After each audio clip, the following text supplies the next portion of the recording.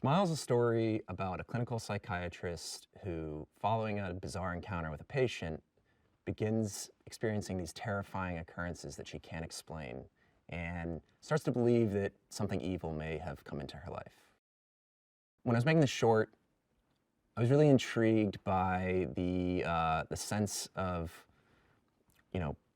when you wake up from a bad dream, that feeling of panicky doom that kind of lingers with you. I mean, for several minutes afterwards, even though you've realized it was just a dream, that sense of panic kind of lingers with you, and I wanted to try to capture that feeling on screen. And at the same time, I also really wanted to investigate sort of the pairing of something that might be supernatural that might present as something psychological. A horror film is most successful when it works first as a dramatic story, and then when you bring in all of the horror elements, it really elevates it into something else. Film allows you to do really interesting things with the medium and sort of play on the audience in unexpected and unconventional ways. And specifically for Smile, the further along the film goes, I wanted it to descend into this kind of nightmare logic that really we can't expect where it's going. I was really interested in tapping into the fear of the unknown and unknown evil. And for me, I wanted to explore the frightening things that we carry around with us and what it might feel like to have your mind turned against you. I think that not being believed is a universal fear that we can all relate to. And so the horror in the movie comes from experiencing something frightening, not understanding where it's coming from, and not being believed about it. And I wanted to take all of that stuff and create a film that feels like an escalating nightmare.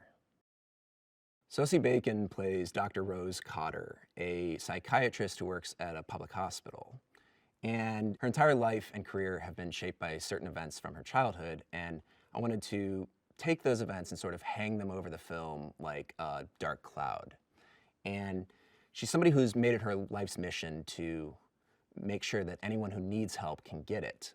But in her own personal life, she remains incredibly guarded as a way to sort of protect her own vulnerabilities.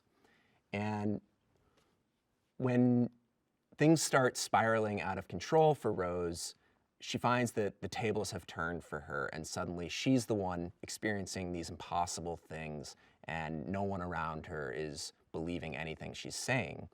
And she's going to have to face the things that she fears most if she wants to survive. Sosie came to the film incredibly prepared. She had created this document that she called Core Knowledge about the character, and leading up to production, we were talking constantly, trading ideas back and forth, and really working on the character together.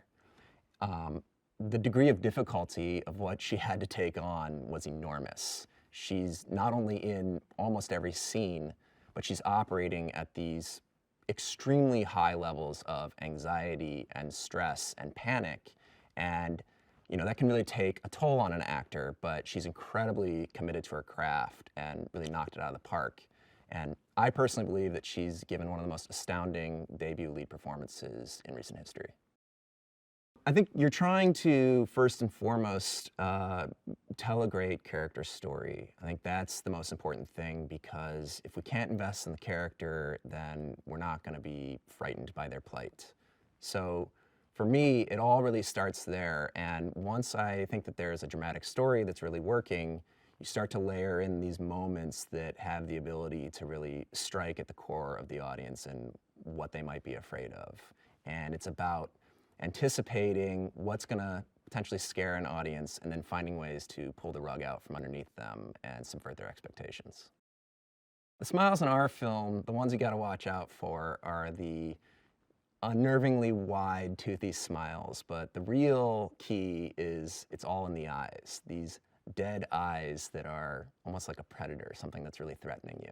I chose to use the smile to represent the evil in the film because of the strength of the inherent contradiction. A smile is meant to be a warm, friendly gesture that is welcoming and inviting, and it's something that is primal within us. we learn to smile as babies before we even learn to speak. And I wanted to see if I could take that and flip it on its head and turn a smile into a threat, something that feels dangerous and evil, and see if I could use that to really creep audiences out. I think the film is going to surprise audiences while also respecting their intelligence. It's deeply psychological, but it's also shockingly visceral and physical. It's got big frightening moments. They're gonna hopefully cause audiences to jump out of their seat and scream, but it also leans into this creeping sense of unease that will slowly burrow its way underneath an audience's skin and hopefully linger with them long after the credits roll. It's gonna scare you, it's gonna shock you, it's gonna make you wanna cover your eyes. It's a mysterious, nightmarish roller coaster of an experience that I think you're gonna wanna talk about with your friends as soon as it's over. And nothing can prepare you for what's gonna happen.